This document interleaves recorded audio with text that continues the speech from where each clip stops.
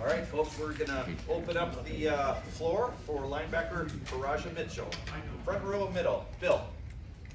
Hi, Teradja. Hello. You've waited a long time for this. Could you just kind of describe your level of anticipation? What do you think you're going to be feeling on Thursday? With the preparation and the work that I put in, I wouldn't say I'm nervous or anything. I'm just anxious, like as far as waiting for the game. I've been waiting for this for a long time. So, you know, it's been a long summer, long fall camp. We've been working and we're ready to play another color. So, definitely looking forward to Thursday. And playing in front of an actual large crowd, obviously you didn't get a chance to do that last year. How different do you think that'll be? How exciting is that? And is that something you have to think about in terms of not getting too overramped? I already said it's not something we got to think about because at Ohio State we kind of bring our own juice. So regardless of where it's fans or not, we bring our own juice. The energy is going to be high regardless. So and just having fans, I mean, it's a blessing to be able to play in front of fans because obviously they haven't seen us in a long time. They haven't seen us play in person. So when we get that opportunity, it's going to be fun. It's going to be fun. Over here to the right, Austin Ward with Letterman Row. Teradja, it almost seems like you're the only one that we know is going to be out there at linebacker. Has this month been, uncertain for you guys within that room? How much confidence do you have? Whoever's going to be out there with you. Yeah, I wouldn't say there's definitely no uncertainty. Coach, I believe we would all believe in Coach Washington, his plan, and whoever puts out there, we know whoever plays is going to ball. I have confidence in all the guys in the room. Everybody prepares the same. We all come in to do extra work. So whoever goes out there, I'm confident in everybody. This just seems like a game that, Big Ten game with a powerful running back. This seems like it's made for you guys. Are you going to find out, prove something on Thursday night? This seems like it's a good test for the Silver Bullets. Most definitely, we got something to prove. Like I said, it's a big question mark in our group to the public, and we have something to prove definitely. Right next door, Tim May, Letterman Row. Yeah, Roger, when you look at their quarterback on video, what's jumped out at you in the last week or so? You've probably been studying longer than that, but what just jumped out at you about this fellow? Definitely a veteran quarterback, savvy quarterback, makes great decisions with the ball. Like you said, you can tell he's a veteran and he's been doing this for a while, so like I said, it's definitely going to be a challenge for our defense. And their running back, Abraham, as Ryan Day described him, kind of a smallish guy, kind of maybe a little bit like Mike Williams in the sense he can kind of hide a little bit, but what does he like to do? What have you noticed about him that could give y'all concern? Definitely can't go in arm tackling.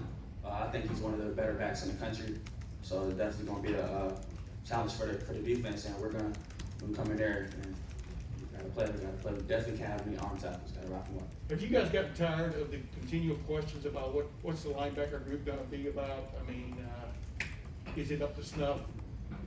We were definitely getting tired of hearing it, but I mean, that's what comes with it. Like I said, we're an inexperienced group, so we understand. But like I said, we prepared, we put in the work, and we're ready to show it. Right next door, Joey Kaufman with the Columbus Dispatch. Charlie, you mentioned the running back, a smaller guy, you can't hard tackle him. He runs behind like an experienced offensive line. Do they look like an older group on film? Most definitely. It's a great offensive line they have there.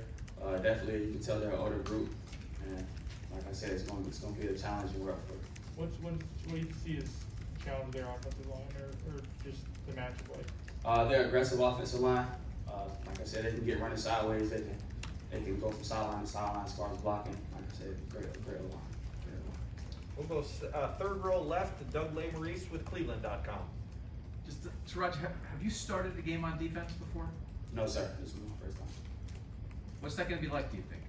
Like I said, with the preparation I put in, I've been waiting on this moment. I'm ready. I'm confident, and with my ability. So, like I said, it's a blessing to be able to finally have this opportunity. Were there times in the past when you were on the sideline when a game started, when you'd look out there and think, man, I can't wait to be out there, or I'm ready to be out there if we didn't have so many veteran guys? What's it been like for you? I would say during game time, that's not really on my mind. I'm more of a team player. Like when those guys go out there, like I said, I'm kind of playing through them. So I have the confidence that they'll go out there and perform. That's always kind of been my mindset, like just hype for the guys that's out there and hope that they do their job well.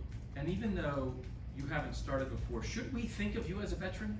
I mean, you've been around. We've been talking to you for a long time. Seems like you got a handle on things. Yeah, I guess I've been around the program for a while, and I know what the standard is. So I guess you can consider me a veteran. You're a captain, right? I mean, Yeah. Okay. Right in front, Stephen Means, Cleveland.com. Kind of to that point a little bit, you 2 times we've gotten a chance to talk to you this summer. I mean, you clearly look like a guy who's just kind of ready to go. Your teammates have talked to you that way. Like you just said, you're a captain now. So you're probably, it's safe to say you're a little anxious to get out there and get ready to go, get rolling a little bit and finally get your opportunity? Definitely, like I said, can't wish away time, but that's kind of been my mindset. I'm like just ready for Thursday. So there's being ready and being anxious to play, but there's also maybe seizing an opportunity, but not, being too hyped. Yeah, exactly. Like you can't be too hyped. You can't ride the roller coaster of life. You can't be too high, too low. You just kind of gotta stay even keeled, man. Like I said, every day you just gotta come in, take it a day at a time. Man. Like right now, my mindset is just have a good practice today. Second, third row right over here, Jeremy.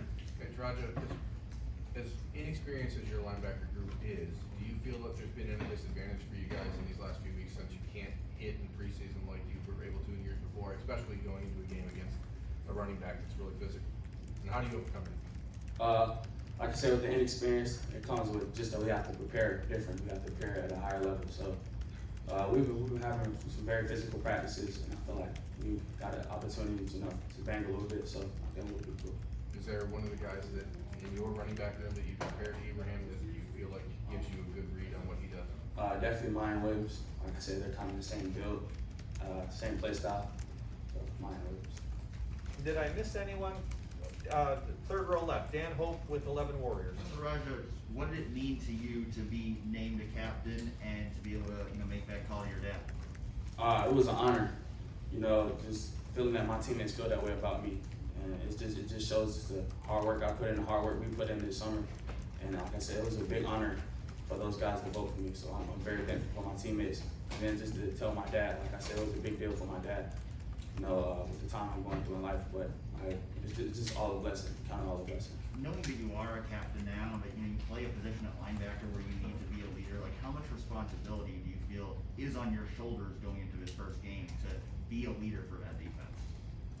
It's definitely a lot of responsibility, but like I said, we're at Ohio State. I feel like everyone here is an alpha dog in a way. Those are the kind of guys that Coach Day recruits.